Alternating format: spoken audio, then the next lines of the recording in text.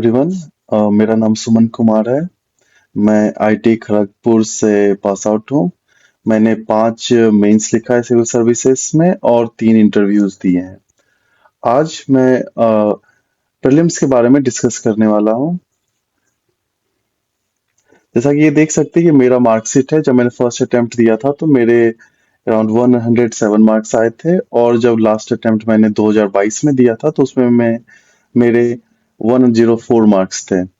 Around अगर आप देख सकते हैं कि जो कट ऑफ है उस 2017 में वो 105 था, और 2022 में कट ऑफ 88 मार्क्स थे। तो अराउंड मैंने 16 मार्क्स का डिफरेंस क्रिएट कर पाया किया था इन सालों में। अपने अटेम्प्ट्स को मैंने रिफाइन किया, इम्प्रूव किया, उस पे वैल्यू एडिशंस किया, और उसके थ्रू मैंने ना सिर्फ सिविल सर्विसेज का कट ऑफ क्लियर किया बल्कि फॉरेस्ट का भी कट ऑफ क्लियर किया, जो कि अराउंड हमेशा 15 मार्क्स ज्यादा होते हैं सिविल सर्विसेज के कट ऑफ से। तो आज हम ये डिस्कस करने वाले हैं कि जैसे मेरा केस था, मैंने हर बार प्रीलिम्स को क्लियर किया अपने सारे अटेम्प्ट्स में। बट बहुत सारे एस्पिरेंट्स ऐसे होते हैं जो कि अपने जो प्रीलिम्स क्लियर नहीं कर पाते। ऐसा नहीं होता कि उनके पास नॉलेज नहीं है, उन्होंने काफी अच्छी तैयारी की होती है, उनके काफी फाउंडेशंस अच्छे होते हैं, उन्होंने सब कुछ जो भी मटेरियल्स है उससे अच्छे तरीके से पढ़ा है, फिर भी उनका प्रीलिम्स नहीं क्लियर होता। वो एक बार नहीं, उन्हें बार बार ऐसे 3 अटेम्प्ट 4 अटेम्प्ट तक उनके लगातार प्रीलिम्स ही क्लियर नहीं होते हैं। जबकि मेरा केस अगर आप देखेंगे तो मैंने फर्स्ट अटेम्प्ट से लेकर के अभी तक अपने, जब मैंने लास्ट ईयर जब मैंने अटेम्प्ट दिया था 2022 में, तो भी मैंने क्लियर किया था, प्रीलिम्स हर बार किया था। इनफैक्ट जब मैं 2021 का अटेम्प्ट दे रहा था तो रिजल्ट में जो फाइनल रिजल्ट आया था और जो 2021 का प्रीलिम्स था उसमें हार्डली 16 दिन का गैप था। तो मैंने 16 दिन में ही प्रीलिम्स को तैयार करके और उसे निकाल लिया था। तो फिर ऐसा क्या होता है कि डिफरेंस क्या है कि जिनका बार बार निकलता है और जिनका हर बार प्रीलिम्स क्लियर नहीं हो पाता है, तो बेसिकली कुछ डिफरेंसेस होते हैं। तो हम आज वो डिस्कस करेंगे कि क्यों किसी का प्रीलिम्स नहीं क्लियर हो पा रहा है। तो पहला चीज जो मुझे सबसे ज्यादा जरूरी लगता है कि ये जो 30-70 का रूल है वो समझ नहीं पाते हैं बहुत बार एस्पिरेंट्स। 30-70 रूल ये है कि किसी भी क्विज प्रीलिम्स के पेपर में जो अभी का ट्रेंड है, इसमें अराउंड जो आपको 30 क्वेश्चंस होते हैं वो बहुत ही बेसिक होते हैं। वो जो हमारे बेसिक मटेरियल्स हैं वहां से उठाए जाते हैं। जबकि 70 क्वेश्चंस ऐसे होते हैं जो कि हमारे जो ट्रेडिशनल सोर्सेस है उसमें अवेलेबल नहीं होते हुए क्वेश्चंस। तो इसमें होता क्या है कि हमें जो 30 क्वेश्चन है जो हमारे बेसिक बुक से आ रहे हैं, जैसे कि लक्ष्मीकांत हो गया, अगर आप एनसीईआरटीज फॉलो करते हो एनसीईआरटीज हो गए, या फिर अगर आप इन्वायरमेंट के लिए संकट या पीएमएफआईएस फॉलो कर रहे हैं तो उससे हो गया, या फिर मॉडर्न हिस्ट्री के लिए अगर स्पेक्ट्रम फॉलो कर रहे हैं, या फिर ज्योग्राफी के लिए जीसी लियोंग पढ़ रहे हैं, तो ये सारे जो बेसिक बुक है, ये जो 30 क्वेश्चंस होते हैं ये उन बेसिक बुक से आते हैं। तो आपको फोकस ये करना होता है कि जो 30 क्वेश्चन हमारे उन बेसिक बुक से आ रहे हैं उसमें से मैक्सिमम आप सॉल्व कर दो सही सही। तो इससे क्या होता है कि अगर आप 30 में से यहाँ पे अगर आप सक्सेस रेट 32, 30 में से 26-27 भी रखते हैं तो आपका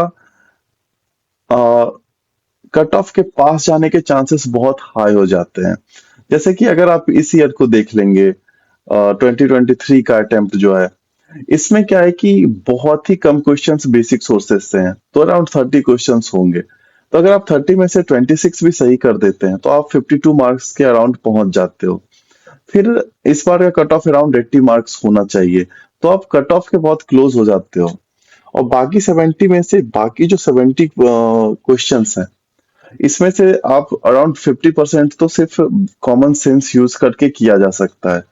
तो चीजें क्या होती है कि हमें हमेशा जो ये 30 है इस पे फोकस करनी होती है, ना कि 70 पे। ट्राई करना होता है कि यहाँ जो 30 है ना, ये हमारा मैक्सिमम सॉल्व हो जाए।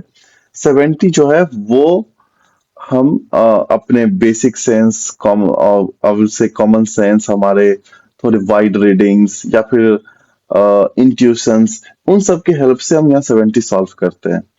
तो भी होता क्या है कि अगर आप इन 70 को थोड़े ढंग से सॉल्व करो तो भी आपके 30-35 तो वहां भी आ ही जाते हैं।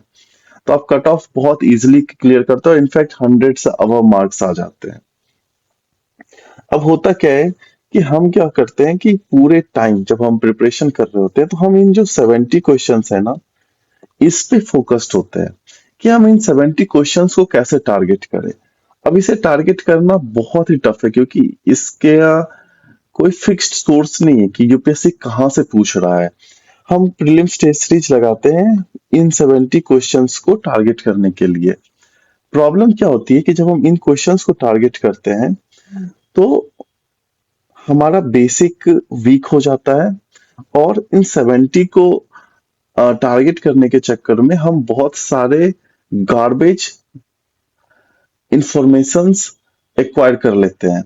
हम टेस्ट सीरीज से बहुत ही अजीब अजीब जो सुन के टफ से सवाल होते हैं, या विल अविल से कि ऐसे सवाल जो कि आपके रेगुलर रिसोर्सेस में नहीं मिलते हैं, तो हम क्या करते हैं कि उसका एक नोट्स बना लिया।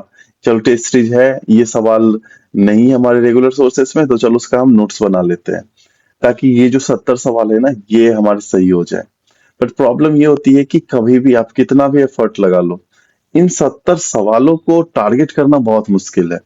अब हम 30-30 40 टेस्ट लगा देते हैं प्रीलिम्स का कि हम ये 70 सवाल सॉल्व कर देंगे उससे, पर बहुत चांसेस ऐसे हैं कि आप 40 टेस्ट सीरीज लगा लो और उनमें से एक भी सवाल इस 70 को टारगेट कर ही नहीं पाए, तो बिल्कुल आपका एफर्ट वेस्ट चला जाता है वहां पर। आई विल नॉट से वेस्ट, बट उतना फ्रूटफुल नहीं होता जितना कि इस 30 को टारगेट करना होता है। तो इस 30 को टारगेट कैसे करते हैं कि हमारे बेसिक सोर्सेस जो है ना, उसको बहुत ही स्ट्रांगली पढ़ना होता है।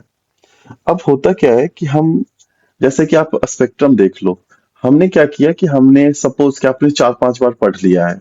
अगर एग्जाम मई में है और आपने एक साल पहले तैयारी स्टार्ट की अप्रैल से, तो आपने एक अराउंड फरवरी तक उसे सपोज कि 4-5 बार पढ़ लिया। अब हम क्या होता है, रिलैक्स हो जाते हैं कि चलो हमने तो 4-5 बार पढ़ लिया है, अब ज्यादा पढ़ने का जरूरत नहीं है। बट ये अप्रोच बहुत गलत है। मायने ये रखता है कि यहाँ पे आपको बहुत एक्यूरेसी रखनी होती है। इसलिए क्या करना होता है कि जो एग्जाम के जो 2-3 महीने हैं, अगर एग्जाम 26 मई को है तो अराउंड मार्च अप्रैल मई, इस 3 महीने में आपको कम से कम 3 से 4 रिवीजन करनी होती है बेसिक मटेरियल्स का। तो ये जो रिवीजन है, ये 3 से 4 टाइम्स इन लास्ट 3 मंथ्स, ये लास्ट 3 मंथ्स में करना, चाहे आपने 10 बार भी पहले पढ़ रखा हो, लेकिन लास्ट के 3 महीने में 3 से 4 बार पढ़ लोगे तो बेसिक मटेरियल से क्वेश्चंस गलत कम होंगे। फिर टेस्ट सीरीज तो कवर कर ही लिया।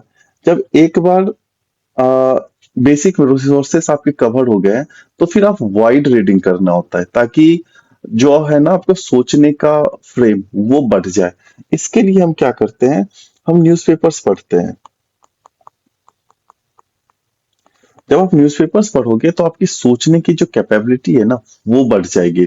इससे क्या होगा कि सपोज कि कोई स्कीम आया है, अब स्कीम के बारे में क्वेश्चन है और उस पे 4 ऑप्शन यूपीएससी ने दे रखा है। बहुत बार ऐसा होगा कि आपको उस स्कीम का बिल्कुल नाम भी नहीं सुना होगा, और उसके जो प्रोविजंस दे रखे हैं तो उसका तो पॉसिबिलिटी ही नहीं है कि आपने सुना होगा।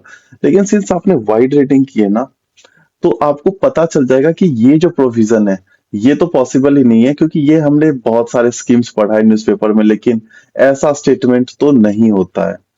तो उस तरीके से सवाल सॉल्व हो जाती है। ऐसा होगा आपको लगेगा कि यार इसका यूज क्या है, इतना पढ़ने का, इतना इन्फॉर्मेशन का। डायरेक्टली आपको कुछ भी पता नहीं चलेगा बहुत बार, लेकिन जब आप क्वेश्चन लगा रहे होगे ना, तो इंट्यूशन आएगा कि यार ये है ना, ये आंसर सही है। तो यहाँ पर जब हम वाइड रीडिंग करते हैं तो हमारा इंट्यूशन जो है ना, वो बहुत स्ट्रांग हो जाता है। इसलिए जब आप बेसिक पे काम करो, उसको स्ट्रांग करो, फिर वाइड रीडिंग करो, तो इससे आपके सही होने के चांसेस बहुत हाई हो जाते हैं। फिर होता है कि प्लेइंग टू सेफ। अब होता क्या है कि कई बार ऐसा होता है कि लोग अटेम्प्ट ही बहुत कम करते हैं। जैसे कि अराउंड कितने लोग होते हैं जो 70 क्वेश्चंस ही अटेम्प्ट करते हैं। अब जब हम इतना कम अटेम्प्ट करते हैं तो आपके सक्सेस के रेट कम हो जाते हैं। क्यों? क्योंकि बेसिक क्वेश्चंस तो बहुत गिन चुन के ही हैं, 30 सवाल, 30-35 होंगे। अब आपने जो 35 और लगाए हैं सवाल, उसमें से बहुत जो एक्यूरेसी होती है वो कम होता है। अगर वहां पे 50% का भी एक्यूरेसी रखना टफ होता है। यानी कि अगर आपने 35 सॉल्व किया है तो 17-18 ही आपके सही होंगे। तो आप है ना कट ऑफ के आसपास जाकर अटक जाओगे, क्लियर नहीं होता है। तो यहाँ पर क्या होता है कि आपको थोड़ा तो रिस्क लेना ही पड़ेगा। रिस्क लेना पड़ेगा कि अगर आप 50-50 में फंस रहे हो तो वहां पे आपको थोड़ा बहुत तो रिस्क लेकर के आपको अटेम्प्ट अराउंड 80-85 करना पड़ जाता है। जैसे स्पेशली जो अभी का ट्रेंड है, जैसे कि 2022-23 का जो सवाल आ रहा है, तो उसमें आपको जैसे 2023 में तो अराउंड 80 क्वेश्चंस भी अच्छा अटेम्प्ट होगा क्योंकि पेपर काफी टफ था। फिर आता है कि नॉट प्रिपेयर्ड फॉर मेंस। जो यूपीएससी का क्वेश्चन पूछने का पैटर्न है, अगर आपने मेंस को प्रिपेयर कर रखा है तो प्रीलिम्स हैंडल करना रिलेटिवली इजी हो जाएगा। क्योंकि बहुत बार जो प्रीलिम्स का क्वेश्चन है वो फैक्ट बेस्ड नहीं है। वो ऐसा फील होता है कि फैक्ट है, बट वो काफी एनालिटिकल होता है। जब हम मेंस की तैयारी करते हैं तो हमारा एनालिटिकल स्किल बढ़ जाता है। तो उससे क्या होता है कि जो हम पेपर अटेम्प्ट करते हैं उसमें एक्यूरेसी बढ़ जाती है। और इनफैक्ट बहुत बार तो यूपीएससी ऐसा लगता है कि मेंस के सिलेबस से उठा करके है ना क्वेश्चंस बस उसको प्रीलिम्स में डाल रखा है। तो अगर आप मेंस की तैयारी करते हो तो प्रीलिम्स निकालना इजी पड़ेगा। तो इसलिए हमेशा मेंस के लिए पहले तैयार होना चाहिए और प्रीलिम्स के लिए आप बाद में तैयारी करो। हमेशा उल्टा चलना है, पहले मेंस फिर प्रीलिम्स, ना कि पहले प्रीलिम्स कर लो फिर प्रीलिम्स होने के बाद हम सोचेंगे कि मेंस की तैयारी करनी है। और एक ये चीज भी मुझे काफी बार फील हुआ है, एग्जाम कंडीशन। जनरली जो एग्जाम होता है वो आपके समर सीजन में होता है और कई बार सेंटर्स अच्छे नहीं होते हैं। तो हमें क्या होता है कि अब हम तो लाइब्रेरीज में पढ़ते हैं, एयर कंडीशन एसी चल रही होती है वहां पे, तो काफी रिलैक्स्ड मूड में पढ़ते हैं। और कई बार सेंटर ऐसा होता है जहाँ पे बिल्कुल पेड़ भी नहीं होता, धूप में खड़े होते हैं, हम एग्जॉस्ट हो जाते हैं। मेरे साथ एक अटेम्प्ट में ऐसा हुआ था कि सीसेट में अराउंड मेरे सीसेट में अगर आप मार्क्स देखोगे तो हमेशा 100 के अबव ही होता है। बट एक बार ऐसा हुआ कि मेरा जो सेंटर था अपने पटना में, वो काफी खराब सा था।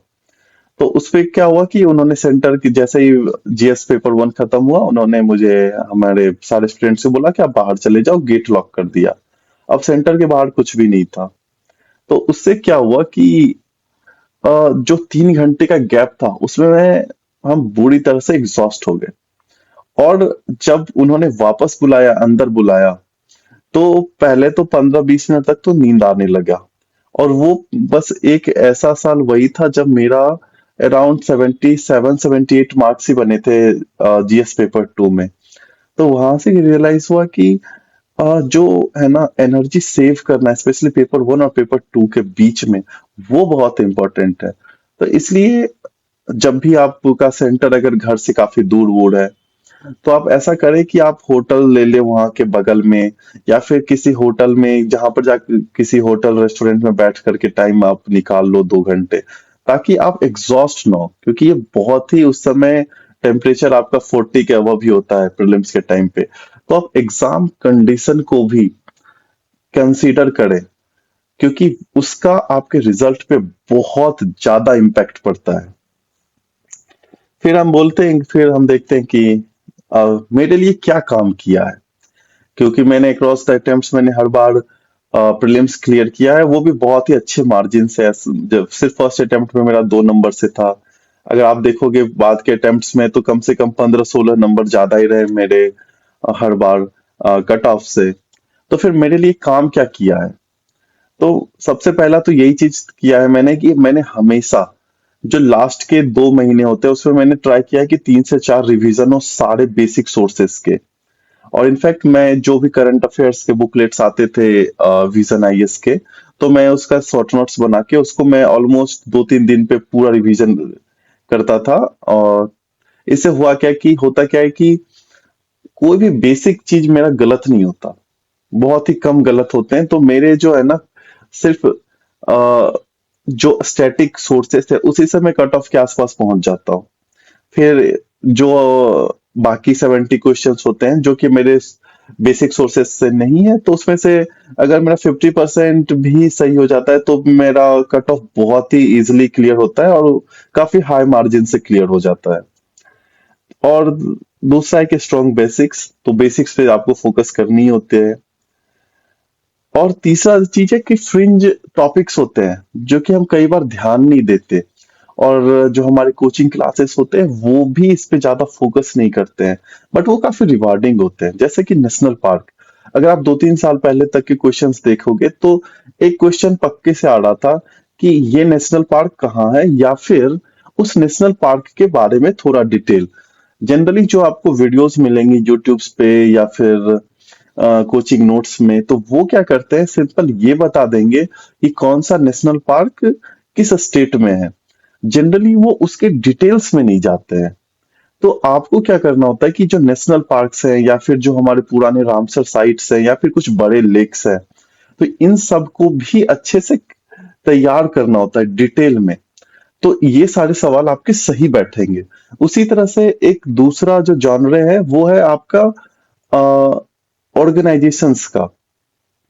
एक तो इंटरनेशनल ऑर्गेनाइजेशन हो गए और एक होता है हमारा इंडियन ऑर्गेनाइजेशंस, अपने गवर्नमेंट के ऑर्गेनाइजेशन बॉडीज, जैसे कि आपका हो गया competition commission of India, central ground water authority. तो इस टाइप के जो हमारे बॉडीज होते हैं ना, ये भी बहुत इंपॉर्टेंट होते हैं। और जनरली ये सब पर हम फोकस नहीं करते, और इससे एक आध सवाल तो पक्के से आ ही जाता है ऑलमोस्ट हर साल। तो ये भी आप जो ऐसे टॉपिक्स हैं मैं बाद में वीडियोस लाऊंगा और उनको भी कवर करूंगा, तो इन सब पर भी आपको फोकस करना होता है। फिर होता है थोड़ा रिस्क भी मैं उठाता हूँ। जैसे कि कई बार मेरे जो फ्रेंड्स हैं, अगर वो 50-50 पे फंस गए किसी भी सवाल में, जैसे कि उन्होंने दो ऑप्शन को एलिमिनेट कर दिया, अब दो ऑप्शन में वो फंस गए कि क्या होगा, तो वो कई बार छोड़ देते हैं। मैं वो नहीं छोड़ता। अगर मैं देखता हूँ कि अगर एक सवाल भी सही हो जाता है मेरा, तो तीन अगर वैसे गलत भी हो जा रहे हैं तो कवर हो जा रहा है मेरा, तो फिर मैं वहां पर रिस्क उठा लेता हूँ 50-50 में फंसने पर। तो मेरा ऐसा होता है कि मेरा एवरेज अटेम्प्ट 80 के आसपास, जैसे कि 2022 का पेपर टफ था तो अराउंड मेरा 80 to 85 के बीच में अटेम्प्ट था। नहीं तो उससे थोड़ा लाइटर वेट था, आई विल से कि थोड़ा इजी पेपर जब पास्ट ईयर्स में था तो मेरा 90 to 95 अटेम्प्ट होता था। और फिर टेस्ट सीरीज में कैसे अटेम्प्ट करता हूँ, तो टेस्ट सीरीज काफी इंपॉर्टेंट है। तो बट मैंने देखा कि मेरे लिए जो काम करता है वो ये है कि मैं बेसिक टेस्ट सीरीज दूं, और जो उनके ऐसे है ना, जो थोड़े एडवांस लेवल के होते हैं जहां पर वो ज्यादा टफ बनाने के लिए बहुत ही इधर उधर से सवाल लाते हैं, तो फिर मैं वो टेस्ट सीरीज अटेम्प्ट नहीं करता। जैसे कि मेरे केस में होता था कि मैंने सिर्फ वही टेस्ट दिए हैं लास्ट के कुछ अटेम्प्ट्स में जिसमें कि क्वेश्चंस बेसिक मटेरियल से आते हैं। वो जहां पर वहां से बाहर जाने लगते हैं तो फिर मैं वो टेस्ट नहीं देता। तो ऐसा होता है कि जैसे कि विजन आईएएस का उठाता हूं मैं, जनरली मैंने फॉलो किया है, तो मैंने सिर्फ उसके पहले 10 टेस्ट दिए, बाकी के नहीं दिए, क्योंकि पहले 10 टेस्ट देने से मेरे साथ ये फील आ जाता है कि चलो बेसिक मटेरियल्स मेरे बहुत स्ट्रांगली तैयार हैं, तो उसमें टारगेट करा कि मेरे 120-130 के अबव भी आए जो बेसिक टेस्ट होते हैं। तो वैसे ही मैं किसी भी कोचिंग का उठाता था कि मार्केट में फ्रीली अवेलेबल होते हैं या फिर वो आपकी जेरोक्स वाले भैया दे देते हैं, तो वहां से कोई सा भी मटेरियल उठाया और फिर उसको सॉल्व कर लिया। बट मेरा फोकस होता है कि बस बेसिक ही करने दो। बाकी बाकी में अगर जो उनके होते ना, जिस पे वो एडवांस लेवल पे जाते हैं या फिर ज्यादा एक्सप्लोर करने लगते हैं, तो फिर मैं उसको नहीं करता सॉल्व, क्योंकि उसमें जो इंफॉर्मेशन आता है उसको रिटेन करने में बहुत एफर्ट जाता है, और सेम रिटर्न नहीं मिलता। क्योंकि ऑलमोस्ट आप देखोगे 2-3 साल से तो ऐसा हो रखा है कि जो यूपीएससी का है, जो आप बेसिक रिसोर्सेज से हटकर क्वेश्चन पेपर देखोगे तो वो किसी भी कोचिंग के मटेरियल में ही नहीं है। तो वहां पे एफर्ट ज्यादा लगता है, रिटर्न कम, काफी कम होता है। And then most importantly our PYQ. PYQ सबसे इम्पोर्टेंट होता है। पीवाईक्यूज आपको सॉल्व करने ही करने हैं। तो मैं कैसे सॉल्व करता हूँ पीवाईक्यू? तो मैंने कोई सारे टेलीग्राम चैनल्स ज्वाइन कर रखे हैं, उसमें वो क्या करते हैं कि क्वेश्चंस वो डालते रहते हैं, और वहां पे आप सॉल्व करते हो, फिर उसमें दिखाता है कि कितने परसेंट लोगों ने ऑप्शन ए मार्क किया, कितने परसेंट ने बी। तो वो काफी हैंडी लगता है, तो वो मैं कहीं भी चलते चलते, चाय पीते हुए, खाना खाते हुए, कहीं पे भी सॉल्व कर लेता हूँ। और उसमें मजा भी आता है सॉल्व करने में। ऐसे बुक उठाकर सॉल्व करने में मुझे कम मजा आता है। तो टेलीग्राम चैनल्स पे सॉल्व करना ज्यादा हैंडी और इंटरेस्टिंग लगता है, तो फिर मैंने वैसे ही सॉल्व किया है। और दूसरा होता है कि आप इसके सॉल्यूशंस जरूर से देखें। और कुछ थीम्स होते हैं जहां से कि सिविल सर्विसेज और यूपीएससी है, वो क्वेश्चंस बार बार रिपीट करता रहता है, कई बार तो एग्जैक्ट क्वेश्चंस भी रिपीट होते हैं। तो आपको पीवाईक्यू तो पक्के से करनी है। आप टेस्ट सीरीज एक बार के लिए छोड़ दो, चलेगा, लेकिन पीवाईक्यू नहीं छूटना चाहिए, क्योंकि ये सबसे जरूरी है। तो अभी क्या करना चाहिए? अभी आप लोग तैयारी कर रहे होंगे, तो इस टाइम पे आपको क्या करना चाहिए? तो मेरे हिसाब से तो अभी आप अगर मेंस के लिए पढ़ रहे हैं तो मेंस पे ज्यादा फोकस रखें। आइडियली तो प्रीलिम्स और मेंस का जो तैयारी है वो इंटीग्रेटेड ही होना चाहिए, वो बेस्ट है। तो अगर आप इंटीग्रेटेड कर रहे हैं तो काफी अच्छा है, और उसी को आप कंटिन्यू करें। अगर आप मेंस पे फोकस कर रहे हैं ज्यादा, तो इंश्योर करें कि आप मेंस अच्छे से खत्म कर लें अराउंड दिसंबर एंड तक।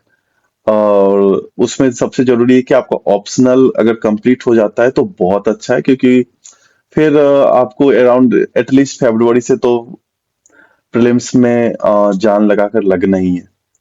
तो अभी आप ऐसा करें कि दिसंबर तक में जो आपका ऑप्शनल है, एटलीस्ट ऑप्शनल वो बहुत ही अच्छे से खत्म हो जाए तो बेस्ट है। और उसके साथ अगर आप जीएस पेपर्स खत्म कर रहे हैं तो उससे कुछ अच्छा कुछ भी नहीं हो सकता। लेकिन आप अगर फर्स्ट या सेकेंड अटेम्प्ट में है, या फिर आपका प्रीलिम्स क्लियर नहीं हो रहा है, तो फरवरी से तो आप पक्के से पूरी तरह से प्रीलिम्स में लग जाएं। और फिर जितना हो सकता है टेस्ट सीरीज लगाएं, स्पेशली बेसिक्स वाले। अगर आप सपोज टारगेट रखते हैं कि मैं 40 टेस्ट लगाऊंगा, 40 टेस्ट सीरीज प्रीलिम्स के, तो इंश्योर करें कि कम से कम 20 से 25 तो आप बेसिक वाला ही लगाएं। क्योंकि उस पे अगर आप 25 लगा रहे हैं बेसिक टेस्ट सीरीज, तो उससे बहुत सारे क्वेश्चंस आने के चांसेस हाई रहेंगे, और रिटर्न जो है वो बहुत ज्यादा मिलेगा। तो आप वहां से फोकस करें। और फरवरी ऑनवर्ड्स आप इंश्योर करना कि जो भी आपने बुक्स पढ़े हैं वो कम से कम 3 से 4 बार वो रिवीजन हो जाए, तो आपकी प्रीलिम्स की तैयारी बहुत अच्छी हो जाएगी। ठीक है। और नेक्स्ट वीडियो में मैं फ्रिंज टॉपिक्स, जो टॉपिक्स जनरली हम लोग डिस्कस नहीं करते हैं, या फिर वैसे टॉपिक्स जो आपके रेगुलर सोर्सेस में अच्छे से कवर्ड नहीं है और वो क्वेश्चंस प्रीलिम्स में आते हैं, तो फिर मैं उन टॉपिक्स पर वीडियोस बनाकर अपलोड करूंगा। Thank you.